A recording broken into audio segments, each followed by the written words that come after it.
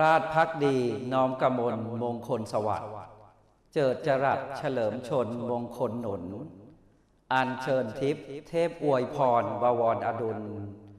พระเกียรติคุณเกริกล้นผลทวี28 กรกฎาคมอุดมสวัสดิ์ขอไตรรัตน์ล้ำจำรัดศรีอวยพรชัยทรงพระเกษมเปรมฤดีปลื้มเปรมปรีจตุพรบวรเทินด้วยเกล้าด้วยกระหม่อมขอเดชะข้าพระพุทธเจ้านายชาริฟสื่อนิศึกษาธิการจังหวัดปัตตานีพร้อมด้วยผู้บริหารข้าราชการและบุคลากรทางการศึกษาสำนักงานศึกษาธิการจังหวัดปัตตานี